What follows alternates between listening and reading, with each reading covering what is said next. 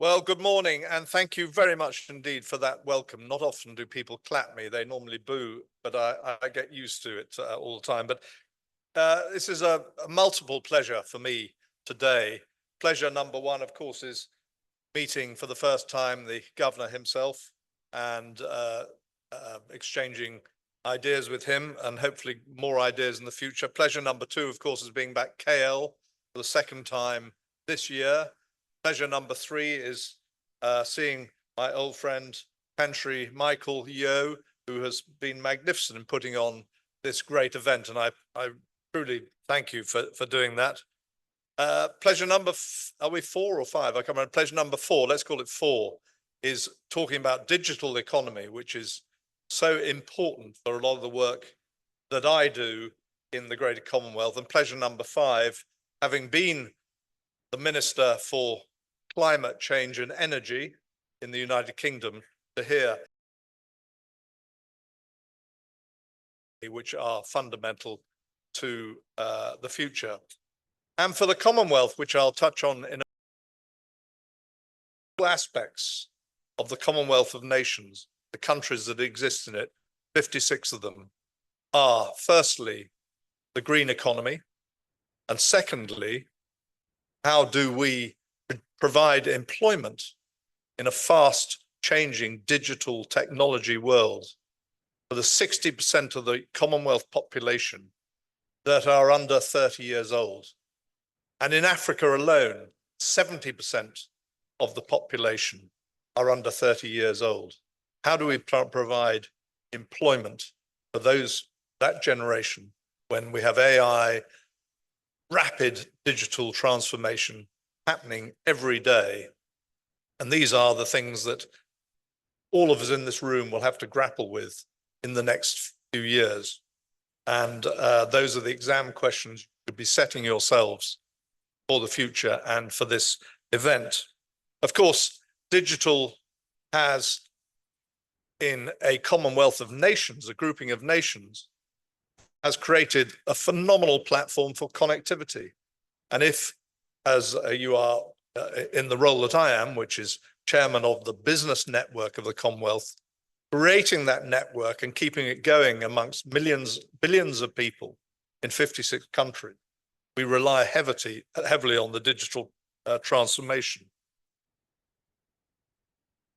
During lockdown, we could not have kept our organization going without digital connectivity, as we were shut in our offices, and the Zoom, which suddenly came upon us and no one had ever heard of until lockdown happened. This allowed our organization to prosper. It's allowed our organization to take businesses in the medical tech space to provide patient records. Countries like Cameroon, even here in Malaysia, this transformation is happening at the moment with a British company. Jamaica, China even, and many of the Commonwealth countries. The digitalization of patient records will create a revolution of how doctors relate to patients, how the necessity, for that matter, of doctors, as you can predict through patient records, their illnesses or potential not illnesses, let's say, in the future. Similarly, we have taken organizations who promote digital education into the far reaches of Commonwealth countries, third world Commonwealth countries, where it's almost impossible to get to, but you can do through digital teaching. The very fact that digital is now part of our transaction, as Mr. Walsh said earlier, e-commerce is the future. This breaks down trade barriers. It prevents corruption because the transaction is business to business or people to people, so there's no intermediary in between them. This is a fantastic development. And one of the other areas that we're working on is voting technology, so that we can put transparency into the votes of a lot of the countries where you may or may not think that is not transparent. So these are just technical innovations that my organization is working with countries on at the moment. My organization is a networking organization. We have offices in 12 countries across the Commonwealth.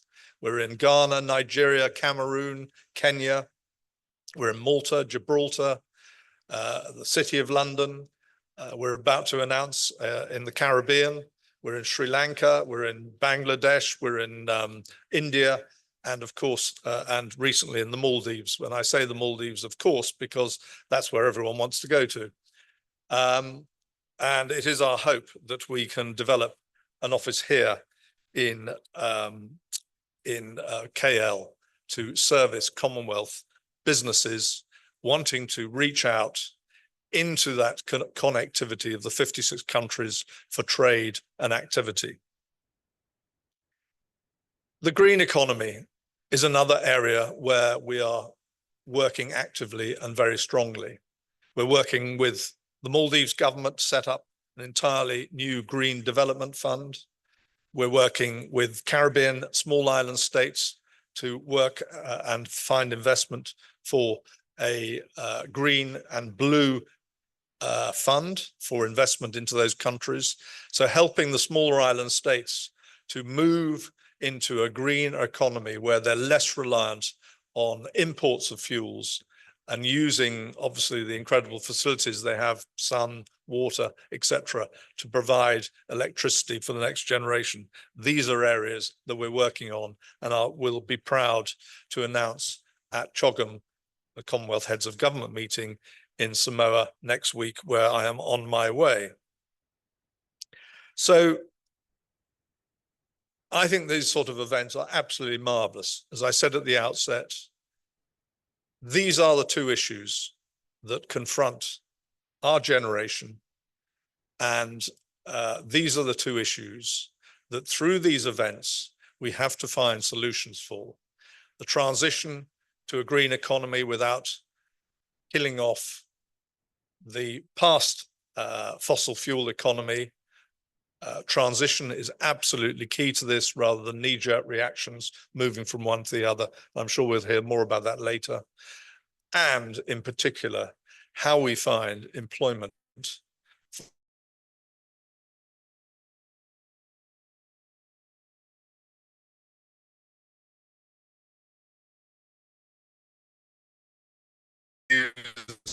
of today, because unless we